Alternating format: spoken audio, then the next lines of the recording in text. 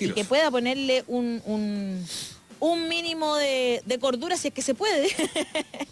¿De quién hablamos? Bueno, de Tomás Mulián Emparanza, sociólogo, cientista político, Premio Nacional de Humanidades y Ciencias Sociales del año 2015, autor de obras como Socialismo del siglo XXI, La Quinta Vía, El consumo me consume, Chile actual, Anatomía de un mito, y también columnista. Tenemos el honor de que sea columnista de La Voz de los que Sobran.cl. Bienvenido esta mañana, Tomás Mulián. Muchas gracias por estar conectado con nosotros. Hola Tomás, bienvenido. Gracias por invitarme. Qué bueno que estés con nosotros, Tomás. Felices. Oye, ¿me permite, Alejandra, Daniel? Sí, pero por favor. Hacerle una primera pregunta a Tomás. Oye, Tomás, estábamos justo hablando, sí, tangencialmente, del tema del conflicto de la oposición, el último, que tiene que ver con el tema de las primarias y la incapacidad de ponerse de acuerdo, la postura zigzagueante, errática del Frente Amplio, pero también un emplazamiento que es justo quizá a las viejas fuerzas de la izquierda al respecto de que vayan limpiando el historial de algunos de sus eventuales postulantes, ¿no? Para futuras primarias, compartidas, digamos, ¿no? ¿Qué pasa ahí, Tomás, como primera reflexión, que la izquierda siempre cuando tiene todas las de ganar, aparentemente no sabe cómo hacerlo? Bueno, es que la izquierda tiene una larga historia y esta larga historia tuvo su punto culminante en el periodo de la Unidad Popular. Ajá. Después, la izquierda ha gobernado en conjunto con la Concertación y la Nueva Mayoría. Y durante ese periodo, ¿qué se hizo? No se cambió el modelo, se corrigió ese modelo, pero no se cambió la matriz. Entonces, esa izquierda está marcada por eso. Está marcada por su incapacidad de eliminar de raíz, por ejemplo, la Constitución que la dictadura impuso. Ajá. Claro, yo me preguntaba, Tomás, tomando en cuenta lo que tú dices, ¿no? Que es una crisis como de origen que se arrastra hace mucho tiempo. Ahora pareciera haber un momento en que la unidad parece ser un llamado sensato de la gente, ¿no? La unidad, si bien no en términos de convicciones, al menos en términos programáticos, o si no en términos programáticos, al menos en términos estratégicos. Estar más o menos juntos para debilitar la opción de la derecha, que lo que quiere es rechazar, pero también monitorear el proceso de una nueva constitución, ¿no? Sí, básicamente a eso van. Entonces lo que la gente le pide a la izquierda es que, bueno, pónganse de acuerdo. Pero uno ve acá esto de las nuevas izquierdas, o de la vieja izquierda, o de la nueva política, de la vieja política, un debate que finalmente tiene entrampado a un bloque entero que, insisto, frente a la perspectiva clara de poder sacar adelante, finalmente, por ejemplo, la constitución de Pinochet, no logra ponerse de acuerdo respecto a algo tan esencial que es cómo vamos a ir.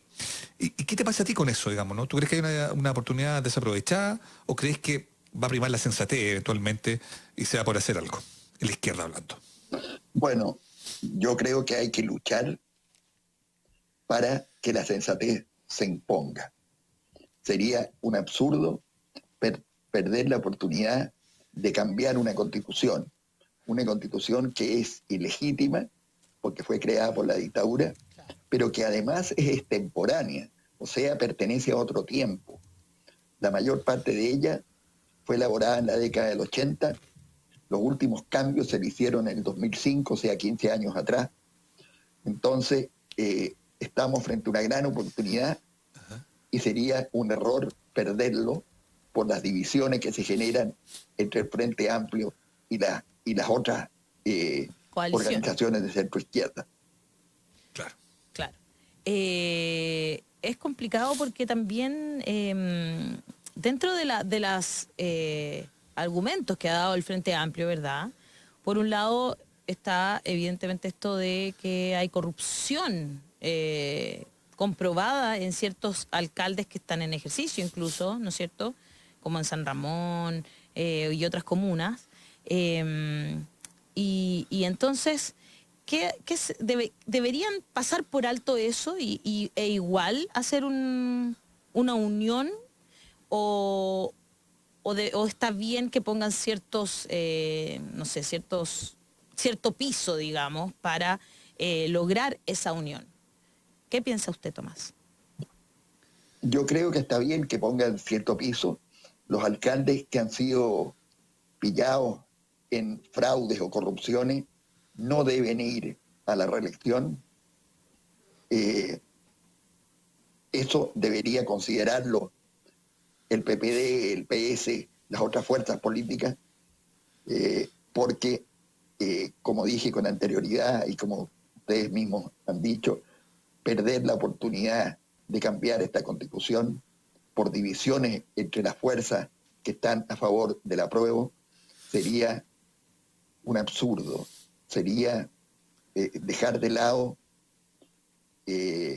una posibilidad que no puede dejarse pasar. Pero ¿Más? eso hay que convencer. Sí. Sí, porque hay que convencer con la idea. Yo diría, Claro. Sí, sí. Yo diría por último que hay que convencer a los demás de que esto es necesario. Claro. Ahora, ¿cómo se logra ese convencimiento, Tomás, cuando el debate está abierto, no sé qué piensas tú, en esto de la vieja y de la nueva política, ¿no? Y pareciera que la gente subentiende de que los más jóvenes son los más puros y los más viejos son los más impuros, digamos, ¿no? Pero hay veces que hay jóvenes que representan ideas viejas y no necesariamente su renovación. ¿Cómo enfrentas tú, o qué piensas tú de ese dilema que está instalado también en la discusión interna de la centroizquierda? Yo creo que hay buenos viejos y malos viejos, buenos jóvenes y malos jóvenes. Entonces, no hay que dejarse llevar por esos estereotipos. Pero una nueva política debe imponerse y esa nueva política requiere nuevos partidos. Esos nuevos partidos tienen que ser partidos ideológicos de base, democráticos de base, perdón, e ideológicos. Claro. ¿Qué significa democráticos de base? Significa que son partidos donde el colectivo toma las decisiones. E ideológico significa que son partidos que tienen proyectos de futuro y no solo programas.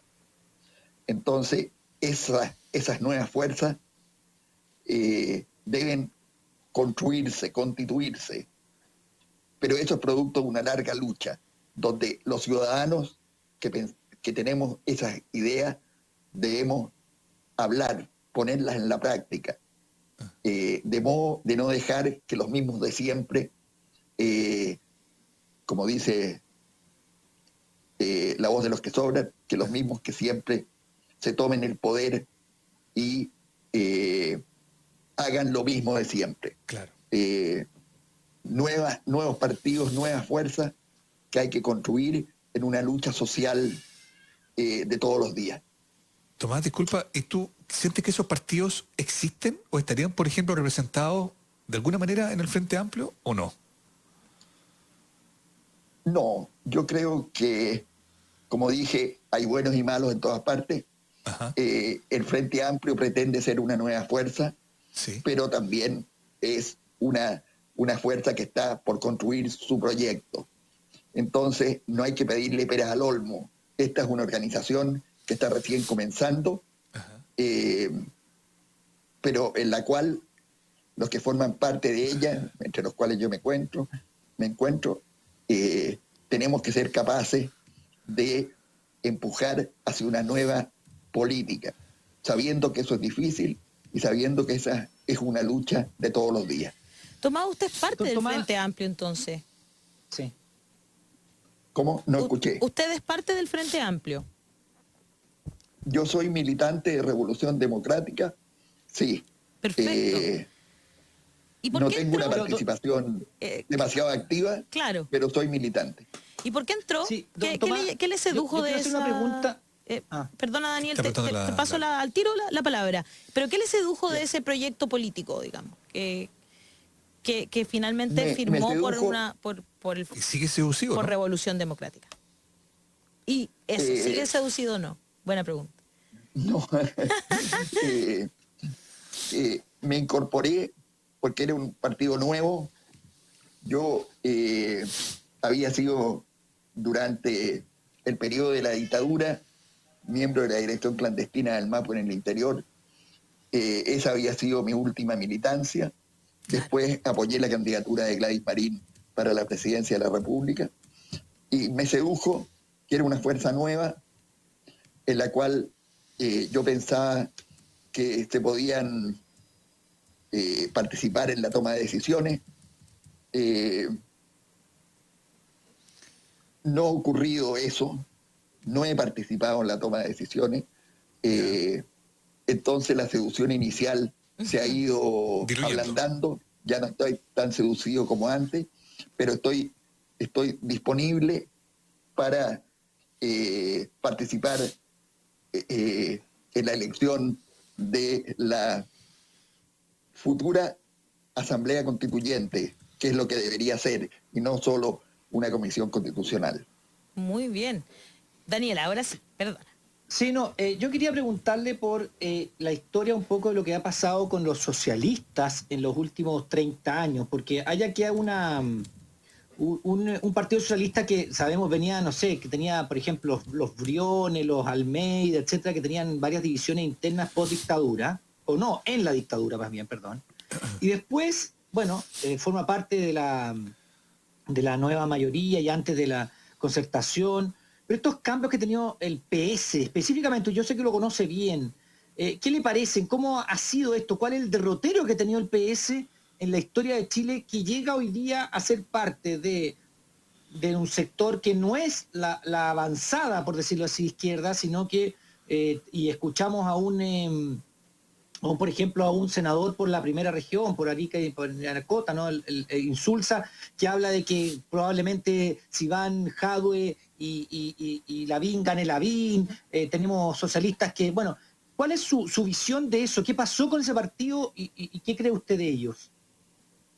Bueno, el Partido Socialista fue fundado en 1933, es decir, fue fundado un poco antes de la Segunda Guerra Mundial.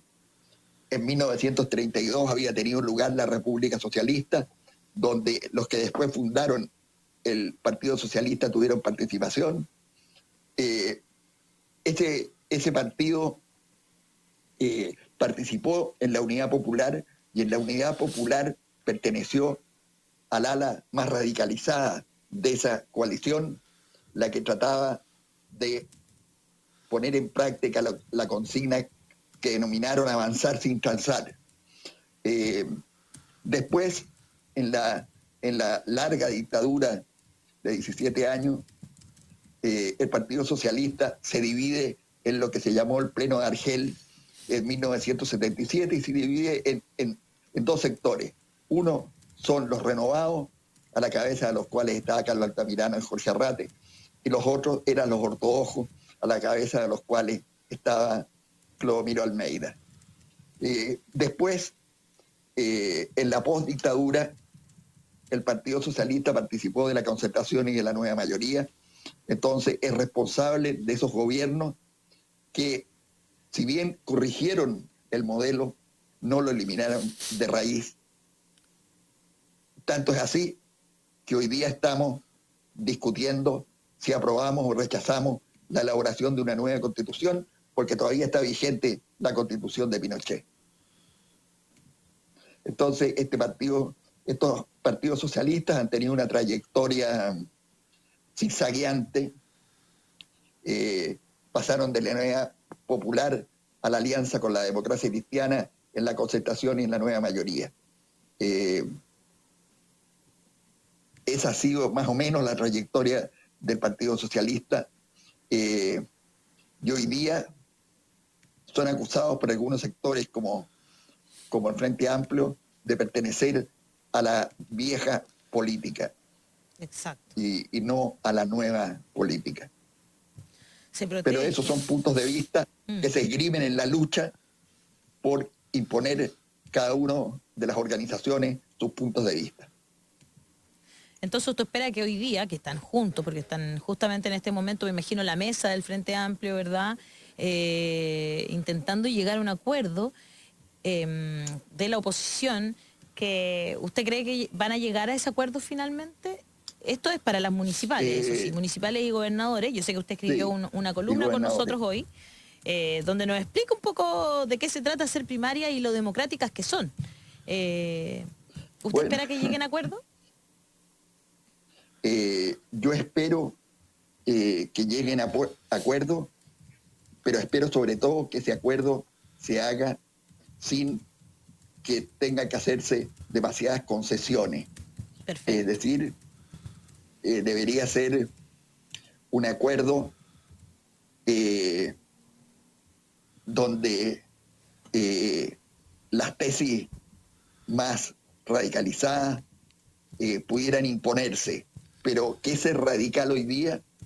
Para mí, ser radical hoy día es tener un programa socialdemócrata de izquierda.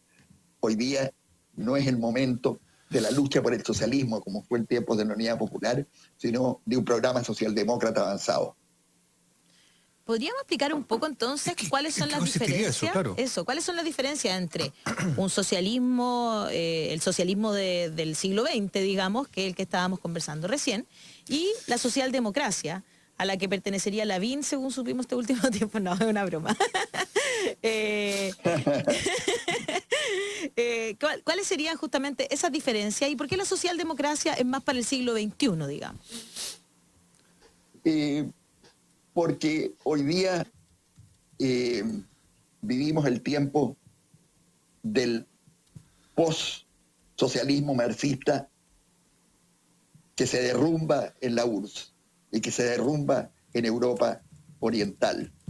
Ese socialismo que fue la esperanza del siglo XX demostró ser un socialismo de carácter burocrático. La Unidad Popular era la mejor expresión de ese tipo de tendencia, por cuanto realizó, fue un intento de avanzar hacia el socialismo por la vía pacífica y por la vía institucional.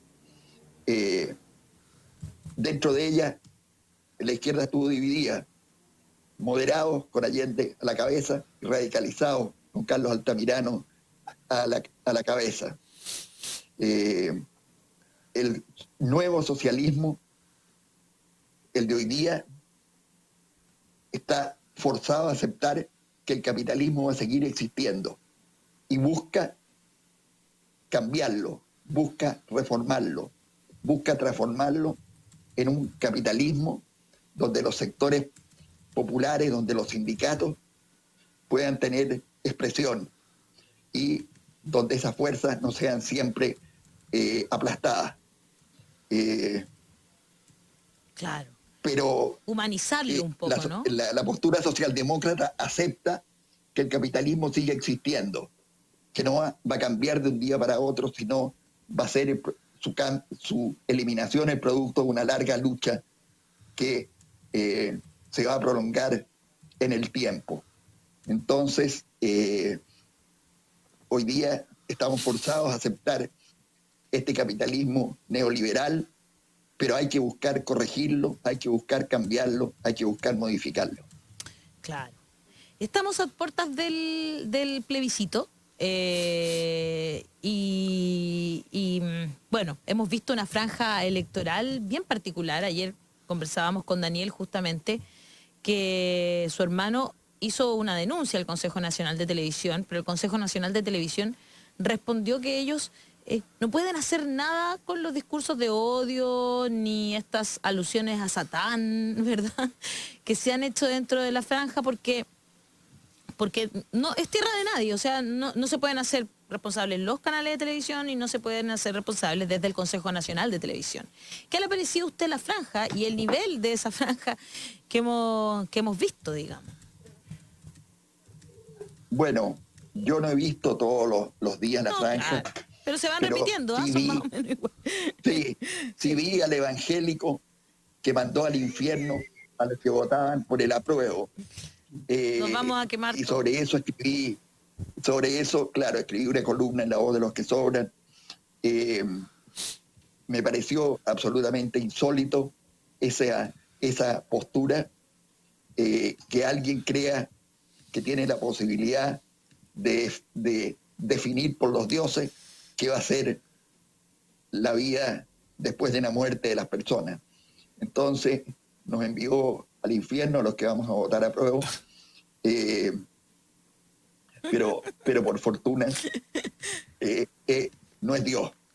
¿No? Oye, Tomás. Excelente, exacto. No era Dios el que nos mandó al infierno, por suerte. Oye, Tomás. No era Dios. En tu calidad de... A propósito de lo mismo, ¿no? Y en tu calidad de sociólogo, yo me pregunto cómo observas tú la calidad, el espesor del debate en días como los que corren.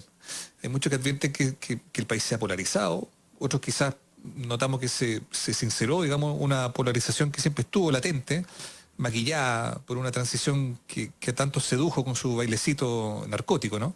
Pero pareciera que también en el mundo político han aflorado cosas que hasta hace muy poco estaban medianamente adormecidas, ¿no? Un pinochetismo declarado en algunos lados. Se enfrentan posturas un poquito más gruesas, da la sensación. ¿Cómo lo notas tú? ¿Cómo lo adviertes tú? ¿Estás de acuerdo con esa idea? Sí, estoy de acuerdo que han salido a luz cuestiones que antes nadie se atrevía a decir. Pero está bien que esa realidad se haya hecho visible, porque la derecha chilena, la mayor parte de ella, no su totalidad, apoyó la dictadura cívico-militar. Y hoy día estamos en el segundo mandato de Sebastián Piñera, y qué ha pasado en el fondo es un esfuerzo de una restauración conservadora, el que se ha puesto en práctica. Entonces vuelven a aparecer las posturas de la vieja derecha, una derecha que desde su fundación siempre ha tenido posiciones conservadoras que hoy día vuelven a aflorar. Y esta derecha apoya, la mayor parte de ella, el rechazo. ¿Y por qué lo apoya? Porque ama esta Constitución. Encuentra que ella es legítima y es contemporánea. En realidad, ella es ilegítima y además es extemporánea, es decir, pertenece a otros tiempos. Claro.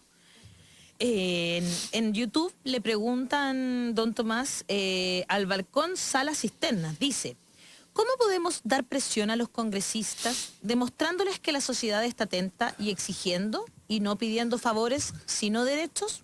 Es la pregunta que le mandan a través de las redes sociales. Yo creo que esa pregunta contiene su misma respuesta. Por supuesto que sí. Por supuesto que hay que exigir. Por supuesto que hay que combatir, porque se construye un nuevo Chile, que va a ser un esfuerzo prolongado, y un nuevo Chile que ya no es el Chile del socialismo, pero sí el Chile de una postura socialdemócrata avanzada. Claro, la respuesta Oiga, está don ahí, Tomás, ¿no? cuando usted dice de una postura socialdemócrata avanzada, en la que yo estoy de acuerdo, el otro día escuchaba a Jadwe y yo le pregunté a Daniel Jadwe, alcalde de Recoleta, y yo le pregunté directamente a él si también estaba por una postura así, y me lo confirmó, don Tomás. O sea, él no dista mucho, como comunista, de una postura socialdemócrata avanzada. De una de las cosas que sostenía, por ejemplo, era lo del sueldo a las dueñas de casa, porque decía que cuando alguien hacía labores de casa o de cuidado, para un tercero se le pagaba, pero cuando lo hacía en su propia casa, no se le pagaba. Y él sostenía que eso tenía que ser pagado. Después me enteré que no era una idea de él, que era una idea de las feministas, era muy anterior. Entonces, cuando hablamos de este programa socialdemócrata avanzado, don Tomás, bueno, a ver, ¿qué tan avanzado es? ¿Qué podría uno sostener respecto, por ejemplo, en temas de educación, en comparación, por ejemplo, cuando se quiso la ENU en la Unidad Popular, que después se desechó, o los 3 áreas de la economía, que tampoco estaría? Entonces, ¿qué opina usted de esto? ¿Cómo lo ve usted? ¿Qué tan avanzado es y hasta dónde llega? Bueno, es difícil hacer esa caracterización, pero para ser avanzado hay que ser avanzado en todos los aspectos, también en política internacional. Y eso significa, a mi entender, ser crítico de la Venezuela de Maduro. Entonces, Qué importante. Jadwe ha dicho que él está en contra de todas las violaciones de los derechos humanos, vengan donde vengan, pero que hay que ser claro y decir qué se piensa de la Venezuela de Maduro. Este es un punto que a mi entender es muy central. En otros aspectos, yo estoy muy de acuerdo con las posturas de Jadwe. Por lo menos con lo que él ha hecho en Recoleta. Las farmacias populares y sobre todo el intento de Universidad Popular, sí, me parecen que hay que tomarlas en consideración y tomarlas en cuenta. Ahora, ¿es posible que Jadwe sea presidente de la República? Yo creo que en Chile un comunista todavía no va a poder ser presidente de la República, no porque no lo merezcan, sino porque hay un prejuicio contra las posturas de los comunistas. Entonces, eso va a afectar la posible candidatura de Daniel Jadwe. Tomás, a menos que el conjunto de la izquierda lo apoye. Tomás, se habla mucho de eso. De hecho, bueno, el mismo Jadwe dice lo contrario. Dice, yo creo que el país ya está listo para una presidencia de un comunista. Además, digamos, ¿no? Si no se ponen de acuerdo en la municipal, imagínate para la presidencial. Claro, pero yo me pregunto lo que dice usted, Tomás, lo que dices tú está bien, porque dice, claro, hay un anticomunismo en Chile que es histórico y que todavía existe. Y eso, claro, imposibilitaría que alguien como Jadwe pueda llegar a la presidencia. Pero tú dices todavía. ¿Cuánto más falta, digamos? ¿O eso es derechamente una excusa para decir que nunca Chile va a poder tener un presidente comunista? Porque eso se viene decretando hace mucho tiempo. Yo no diría nunca, yo digo todavía. Y todavía, a menos que el conjunto de la oposición sea partidaria de apoyar a Jadwe. Si el conjunto de la oposición, del Frente Amplio hasta el PPD, son partidarios de apoyar a Jadwe, puede haber un presidente comunista. Sin embargo, dudo que esto vaya a ocurrir. Primero, porque va a tener la oposición de la democracia cristiana, y segundo, porque las diferentes fuerzas quieren tener su candidato. El PPD quiere instalar la candidatura de Heraldo Muñoz. Entonces, me parece difícil que haya un acuerdo en torno a Jadwe, pero si lo hay, ahí puede ser candidato con posibilidad de salir a la presidencia de la República. Claro, si todos concuerdan ahí. Tomás, estamos a puertas de que se cumpla un año ya desde el estallido social, la revuelta, la rebelión, como queramos llamarlo, ¿verdad? Del 18 de octubre pasado. ¿Y usted qué piensa de lo que pasó ahí? De esas movilizaciones, de las calles, de los rayados, de las personas que iban cada viernes a Plaza de Dignidad. ¿Qué piensa del uso de la movilización social de las calles para conseguir cosas como la que estamos a puertas también de celebrar el próximo 25 de octubre, este plebiscito? Yo prefiero llamarla rebelión social antes que estallido, porque el estallido solamente da cuenta del aspecto espontáneo. Pero además de ser espontánea, esa movilización social fue radical. Es decir, tocó la raíz. Y tocar la raíz es hacer una crítica del tipo de sociedad que somos hoy día. Una sociedad con una economía neoliberal corregida, con un progresismo por lo tanto limitado. Uso las palabras de Manuel Antonio Garretón. Esta sociedad fue puesta en cuestión por la rebelión social de octubre del 2019. Ella significó el comienzo de una lucha que tiene que continuar y que por desgracia fue interrumpida por el uso que el gobierno hace de la pandemia, de la cual todos los días el ministro de Salud sale a hablar. Esa pandemia interrumpió los efectos de la rebelión social de octubre. Ella debería volver a surgir empujada por los sectores de izquierda. Inmediatamente después, hoy día, hace un año, se va a cumplir un año. Sí.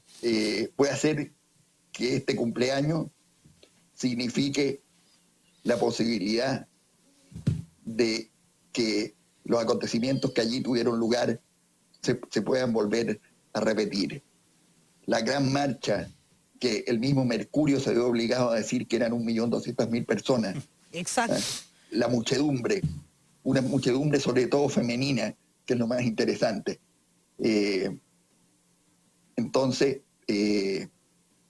yo creo que hay que luchar porque la rebelión social se repita, siga vigente, después de que hayamos conseguido el apruebo.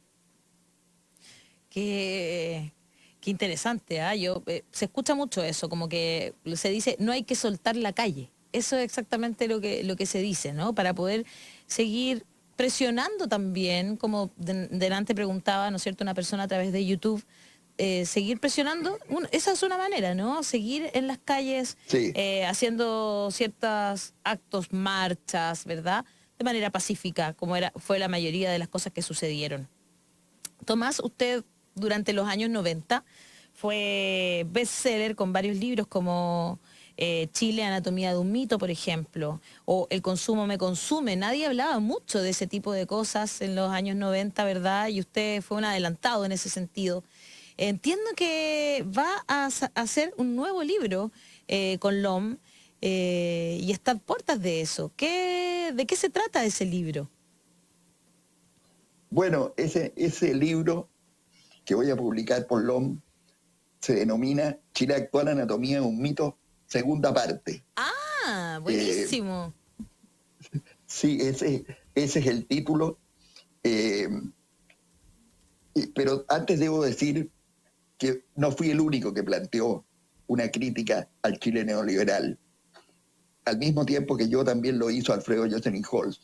Es verdad. Que sacó un texto referido al mismo tema. Debo decir además, y esto es una paradoja, que Chile actual, Anatomía de un mito se convirtió en una obra significativa gracias al Mercurio. ¿Por qué? ¿Y por qué gracias al Mercurio? Sí, ¿por qué? Porque el libro aparecía en el Mercurio entre los libros más vendidos. Y eso creó una ola que lo convirtió en lo que nosotros llamamos, utilizando la palabra en inglés, bestseller. Claro. Y bueno, fue una crítica al Chile neoliberal, pero no fue la única y quizás tampoco la mejor. Hoy día corregiría algunas cosas que dije ahí, pero eso es otro tema, porque siempre hay que andar corrigiéndose. Nunca hay que quedarse conforme con lo que uno ha hecho, porque si uno se queda conforme con lo que ha hecho, se estanca. Y por eso esta segunda parte, esa es la idea justamente de hacer esta segunda parte, corregir el anterior, o más bien dar cuenta de este nuevo Chile del siglo XXI. Dar cuenta de este nuevo Chile,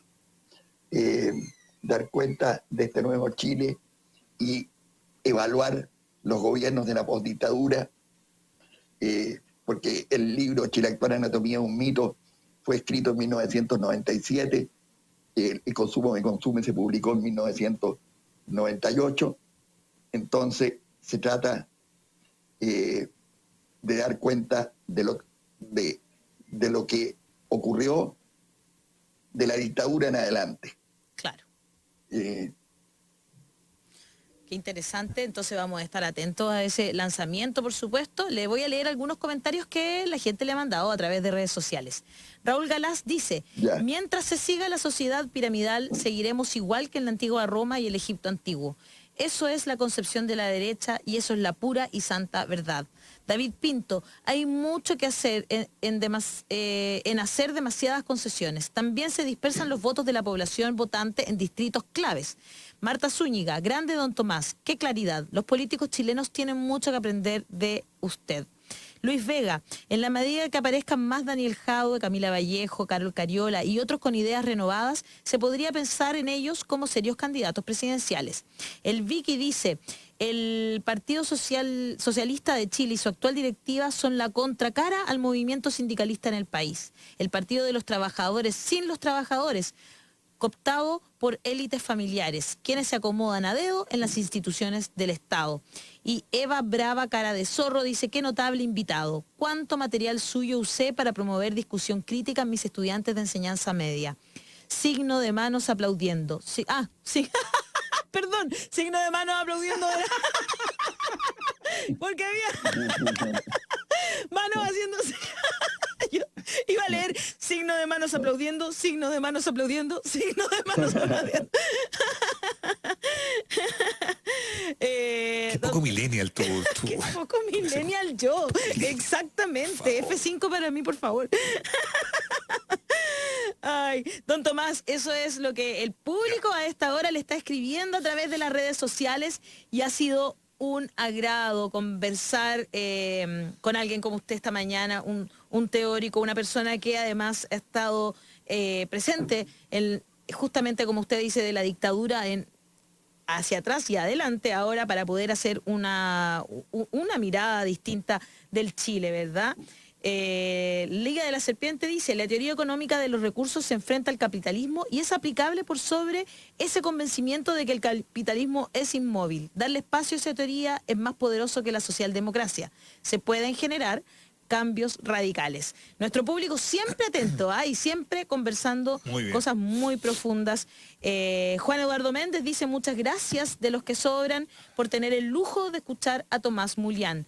Todos debemos aprender de su sapiencia y mesura, lo que le falta a la élite política. Eso es lo que piensa nuestro público. Tomás Mulián, muchas gracias por estar esta mañana en La Voz de los que Sobran y además por ser nuestro columnista, que es un honor para nosotros. No somos dignos. Pueden encontrar sus columnas en La Voz de los que Sobran. Una palabra tuya. Gracias, don Tomás. Un abrazo, don Tomás, que esté muy bien. Chao. Que esté muy bien. Chiquillo. Chao. Hasta luego, Tomás. Chao.